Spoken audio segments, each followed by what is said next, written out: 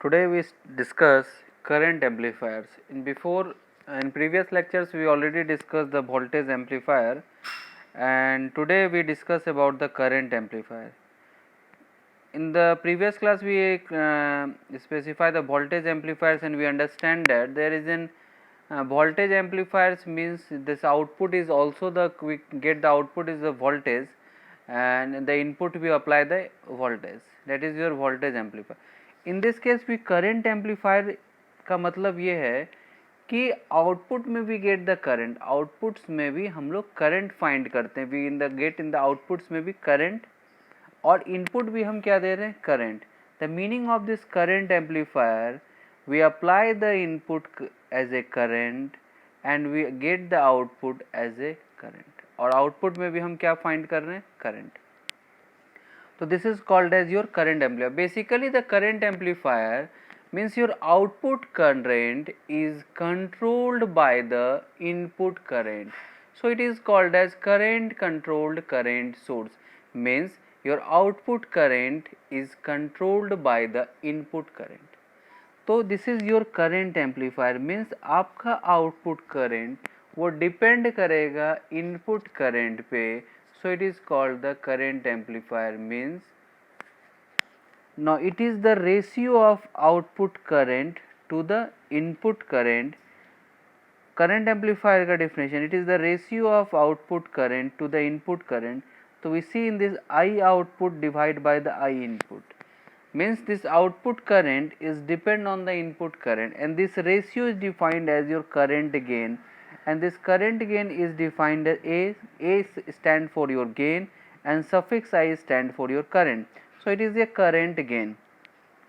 Now we see in this diagram, I output is equal to AI, this is current gain, into this. It means that this output current is depend on the two factors. The one factor is your input current, एक तो आपके input current पे depend करता है और दूसरा आपका depend करता है current gain पर. Okay, so these are the two factors where the output currents are dependent. ठीक है, तो ये जो आपका आउटपुट करंट है, it is depend on the input current, मतलब this input current is controlled of your current source. जो current source आपको मिल रहा है, this current source is controlled by the input. So it is called as current controlled current source. हम ऐसा कह सकते हैं कि current amplifier is also called as current controlled current source because this output current is controlled by the input. तो input current, so it is current controlled, और output में क्या मिल रहा है, करंट सोर्स. तो it is depend on the current controlled current source.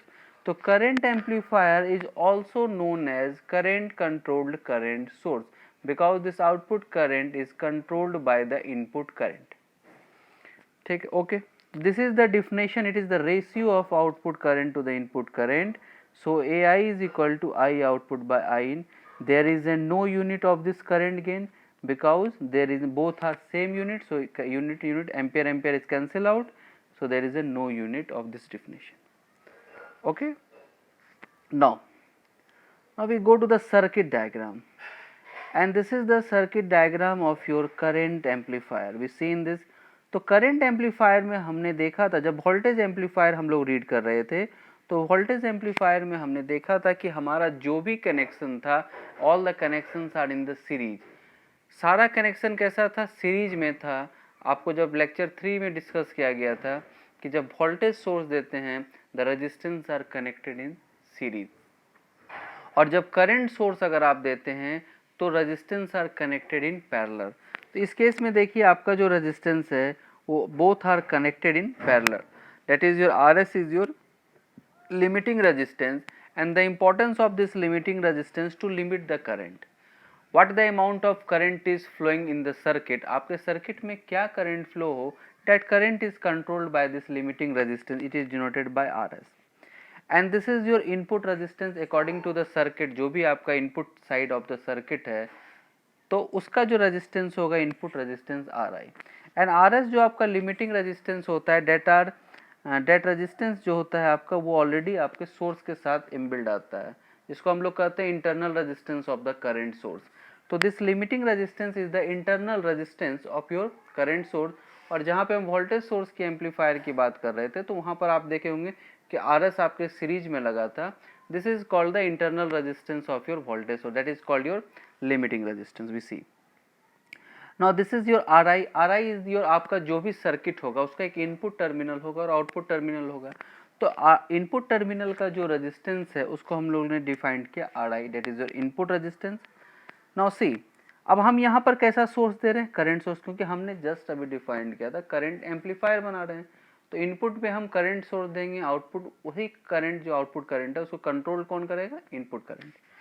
तो ये जो आप source current, this is your source current, it is indicate by the arrow. It means this arrow is defined that the current will flow in the this direction, upward direction.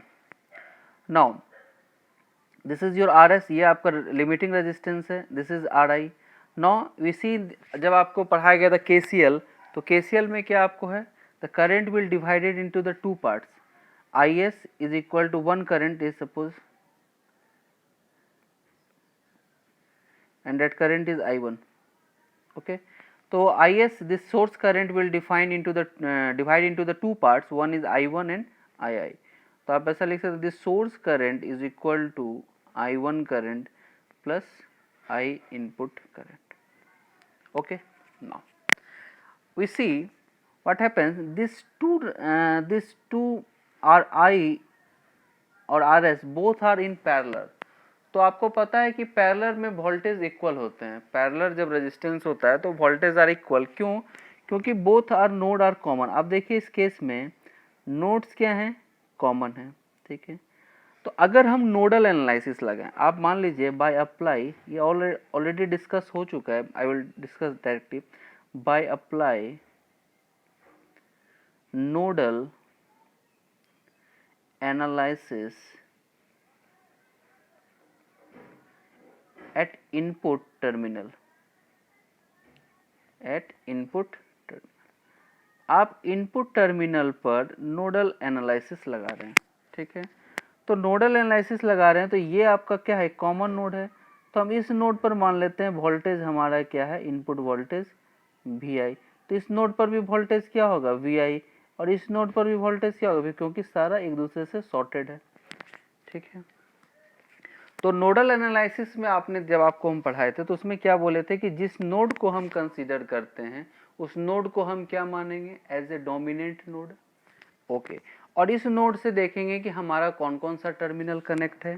तो हम check करेंगे तो हमारा terminal आप देखेंगे, the terminal is connected RS, terminal is connected RI, and one is terminal is connected your current source IS.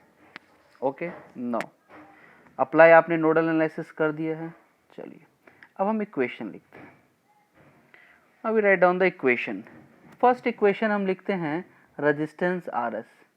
तो क्या लिखेंगे, VI minus 0 divide by resistance RS. This is the direction of current. Now plus VI minus 0 divide by RI. ठीक है, जिस आपको पता है कि नोडल एनालिसिस से आपको क्या मिलता है, current. Okay, this will be the nodal analysis is the sub part of your KCL. आपको याद हो जब नोडल एनालिसिस जब KCL पढ़ा रहे थे तो आपको बताया गया था उसका एक टाइप्स आता है नोडल एनालिसिस. तो यहाँ पर आपने करंट फाइंड कर लिया. आपने करंट किस टर्मिनल पे फाइंड किया, रेजिस्टेंस RS. इसको आप कह सकते हैं, इसको अगर आप देखिए तो क्या ये इक्वल टू I1 के बराबर है. I1 करंट का डायरेक्शन क्या है, डाउनवर्ड. और आप इस पोटेंशियल को अगर हायर माने और यहाँ से यहाँ, तो इसका डायरेक्शन ऑफ करंट सही है.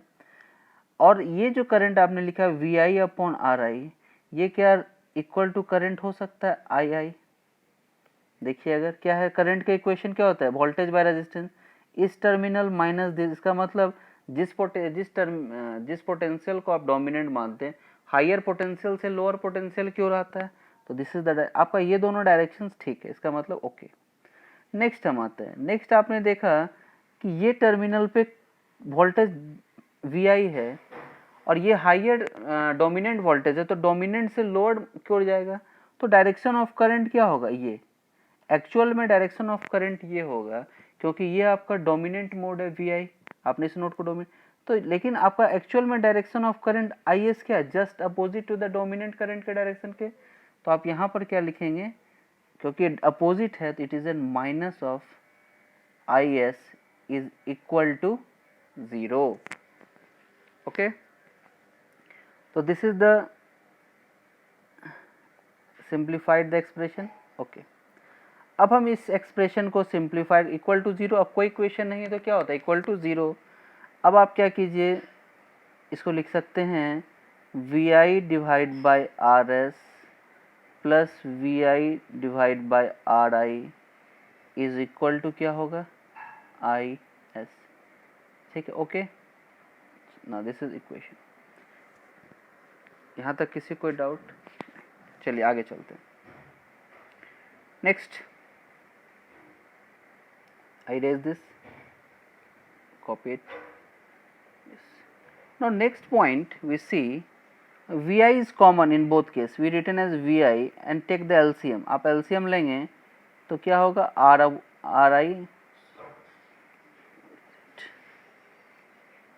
RI plus RS divide by RI plus, sorry it's my mistake, RI into RS, take the LCM, is equal to IS.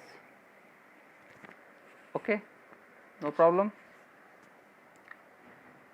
Okay, that is it. Now the equation अब आपने यहाँ से find out कर लिया, तो what is VI? VI is equal to, we written as I of S multiply by RI, ये इस तरफ चला जाएगा तो are I into R S divide by R I plus of R S. यहाँ तक आपने क्या किया, यहाँ पर इसको इस तरफ आपने कर दिया और इसको इस तरफ करके दिस इज द इक्वेशन। ठीक है, तो आपने निकाल लिया V I, you find the V I.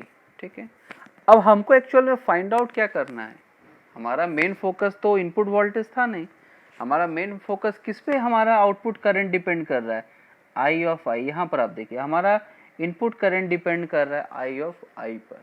ठीक है, तो हमको एक्चुअल में फाइंड क्या करना है, इनपुट करंट आई। तो वी फाइंड नाउ, तो अब आपको फाइंड करना है आई ऑफ आई। तो बेसिकली अब हम कैसे फाइंड करेंगे, नाउ रिटन, तो आई ऑफ आई को अब ये अपने इक्वेशन हमने लिखा था जस्ट, अगर आपको याद हो तो हमने ऐसा कुछ लिखा था वी ऑफ आई माइनस 0 हम लिख सकते हैं, क्योंकि ये डोमिनेंट वोल्टेज है, डायरेक्शन यही होगा high dominant to lower side divide by R I. This is the I I current. V I की वैल्यू आप पुट कीजिए, तो वी आई की वैल्यू यहाँ से आपने फाइंड आउट कर लिया, दिस इज इक्वेशन 1 से आपने फाइंड कर लिया। इक्वेशन 1 की वैल्यू पुट कीजिए है, तो आप क्या लिख सकते हैं, वी आई की जगह पर I of S divide by R I into R S divide by R I plus R S.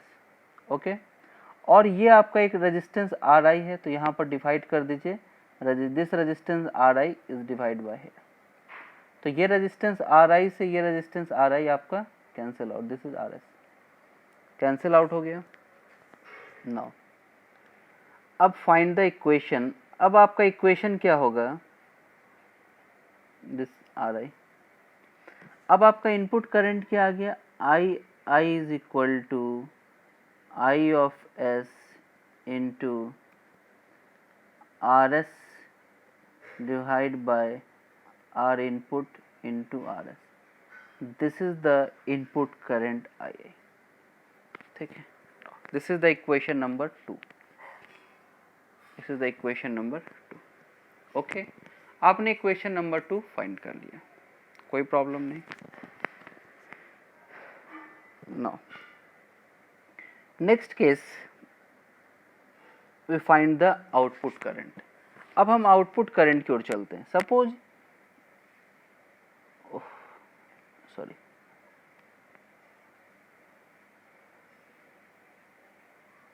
okay, now, and this is your, suppose this is the your direction of current and this is your I output and this is your load current IL. Okay अब आप लोग इस case में बताइए कि हम लोग का नोडल वोल्टेज क्या होगा।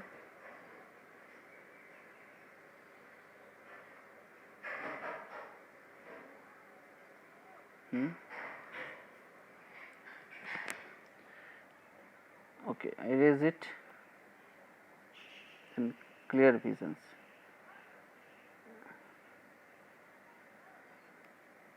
I erase this part. ठीक है, अब देखते हैं थोड़ा सा हम विजन को क्लियर करते हैं। What is your output voltage? This is your output terminal and this load is defined your output terminal. Suppose this current is flow in this direction is I dash, and now this is your output current is flow in this direction is I naught, क्योंकि ये आपके output side current जा रहा है और आपका output terminal कौन सा है, this is your output side, ये आपका आउटपुट टर्मिनल है जहाँ पर आप क्या लगाए हुए हैं, स्पीकर। मान लीजिए कि ये आपका speaker, this is the speaker resistance, आपने यहाँ पर ये लगाया, ठीक है, एंड ये जो आपका एक माइक का पार्ट, ठीक है, तो this is the load resistance of your speaker. Okay, now suppose I will apply the nodal analysis. अब हम क्या करेंगे कि यहाँ पर हम नोडल एनालिसिस लगाएंगे, ठीक है, तो we will be simplified, we see this figure को। अब हम इस फिगर को एक एफडीपी फ्री बॉडी डायग्राम अगर हम डिज़ाइन करें फिगर का, we will see in this case, अगर हम यहाँ पर देखें तो इट्स लुक लाइक दिस।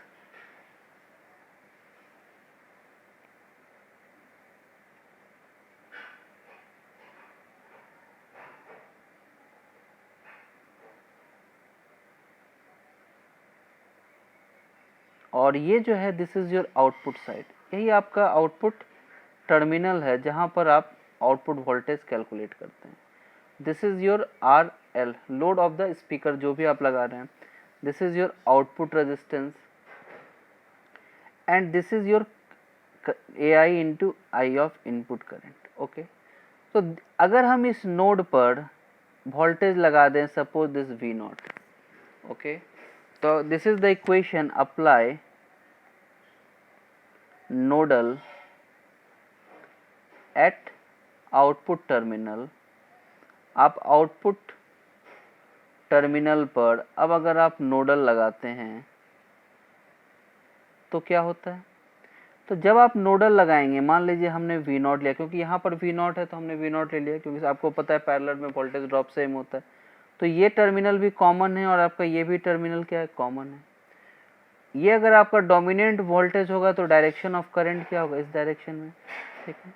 आपने डायरेक्शन ऑफ करंट भी लिया है, इस करंट का डायरेक्शन अगर आप फिगर में देखेंगे तो ये आई डैश, और इस डायरेक्शन में करंट क्या फ्लो हो रहा है, आई नॉट, और इस डायरेक्शन में आपका current flow A I into I, ठीक है। Okay, now we apply the nodal. तो फर्स्ट इक्वेशन आप क्या लिखेंगे, V not minus 0 divide by R not, क्योंकि ये आपका पार्ट क्या है, ग्राउंड है। जब आपने नोडल लगा दिया तो इस पार्ट का इक्वेशन अब लिखना स्टार्ट करते हैं। तो रिटर्न दिस इक्वेशन, सबसे पहला इक्वेशन हम आर नॉट के क्रॉस लिखते हैं, तो क्या लिखेंगे, V not minus 0 divide by R not. Next equation load के क्रॉस क्या होगा, V not minus 0 divide by R L.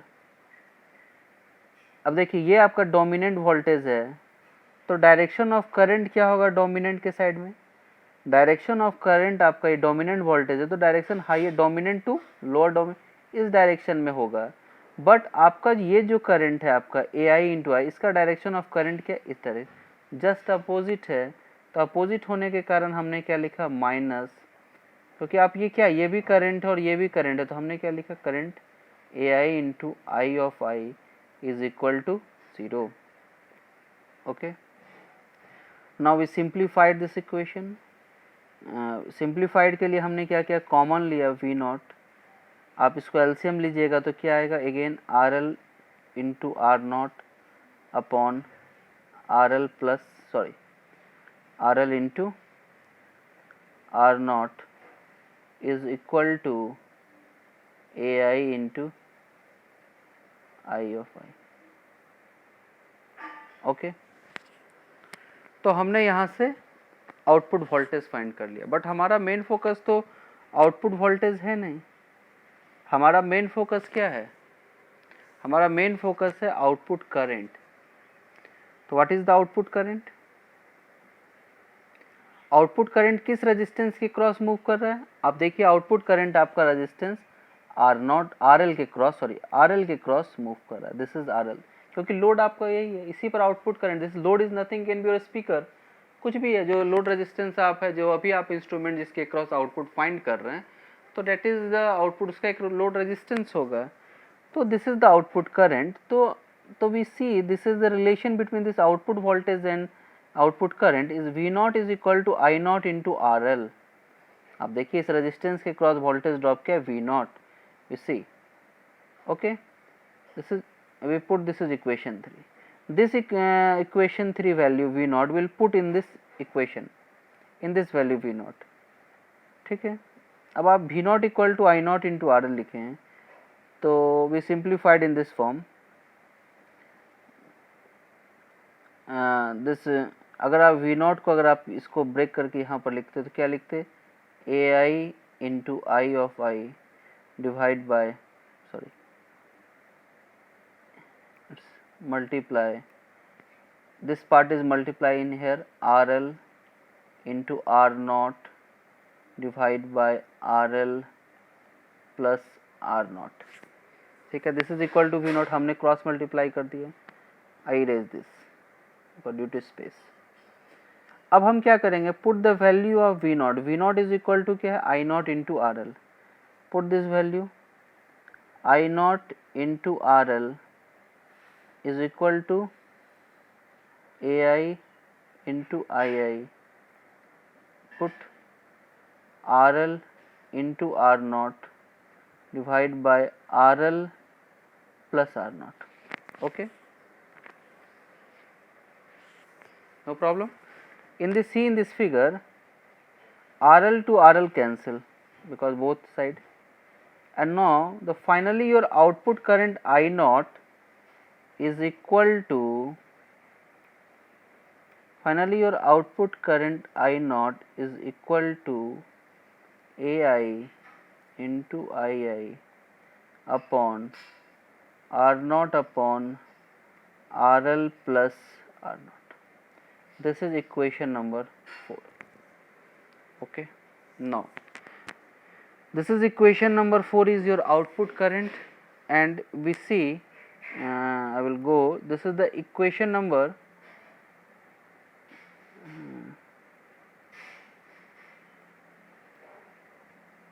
no, this one is not, yeah, this one, no.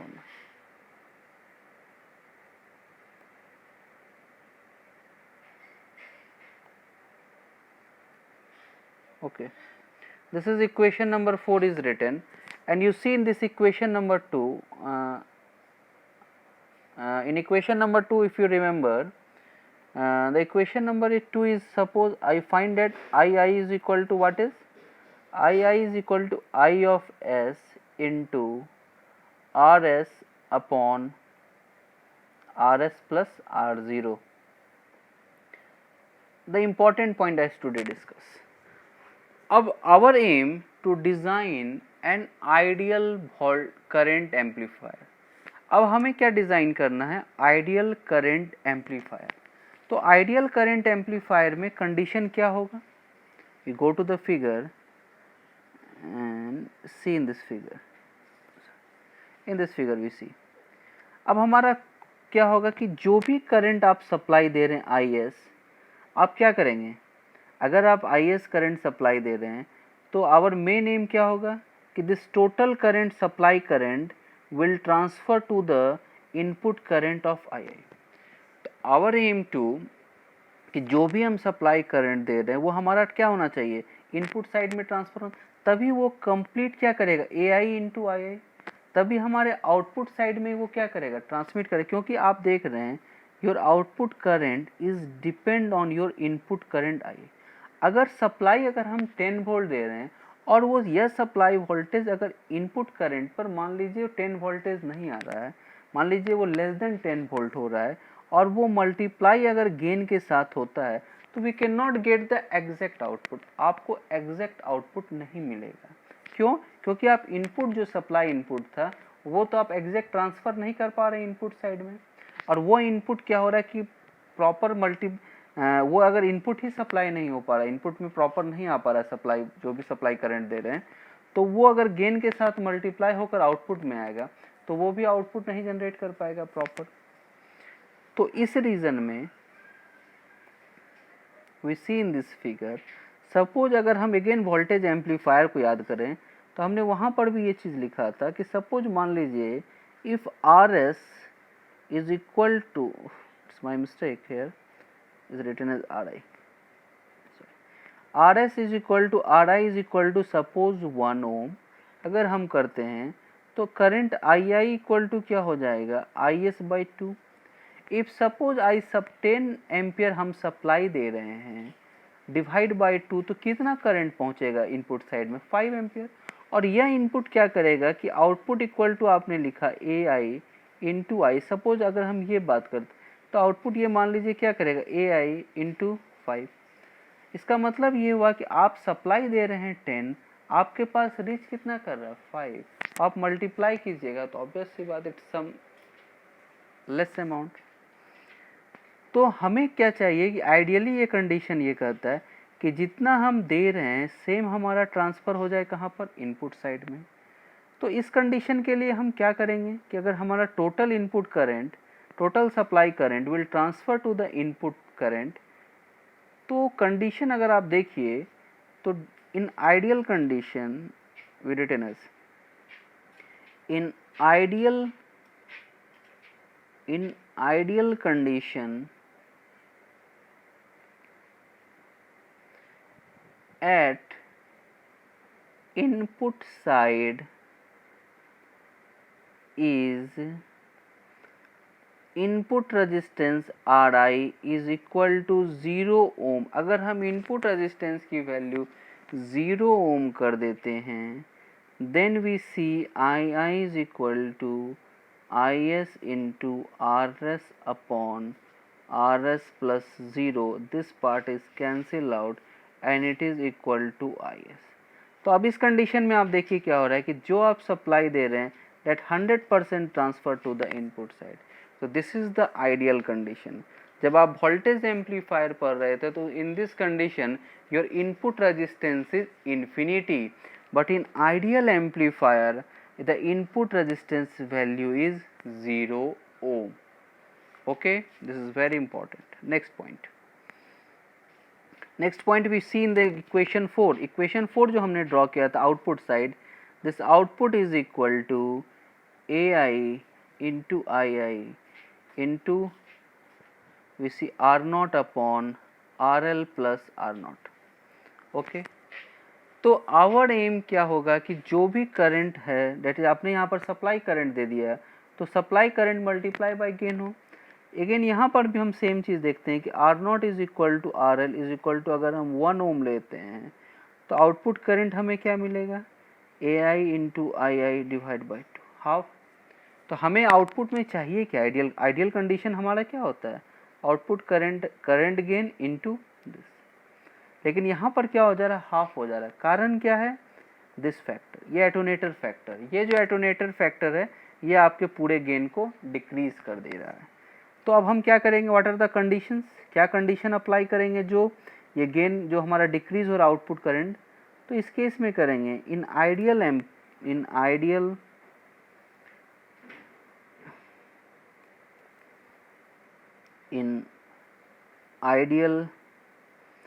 current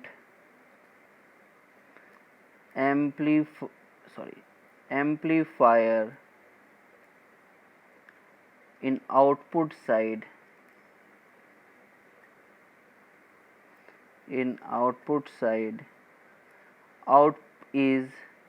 output resistance R0 is equal to infinity।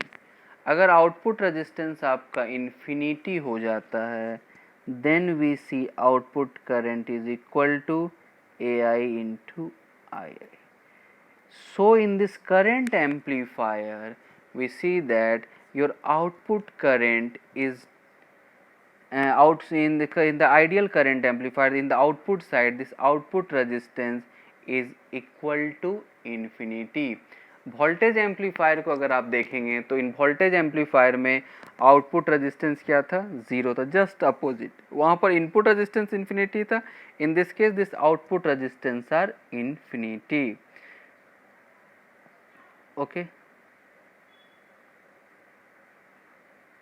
Okay, now this is the important point we understand. अब हम यहाँ पर एक चीज़ समझ गए कि in the ideal voltage amplifier the input resistance are infinity, output resistance are 0. In current amplifier, ideal condition of the current amplifier, input resistance are 0 and the output resistance are infinity. Okay, अब important point, the best example of your current amplifier is transistor. Transistor is the best example of your current amplifier. सो हम यहाँ पे कह सकते हैं current amplifier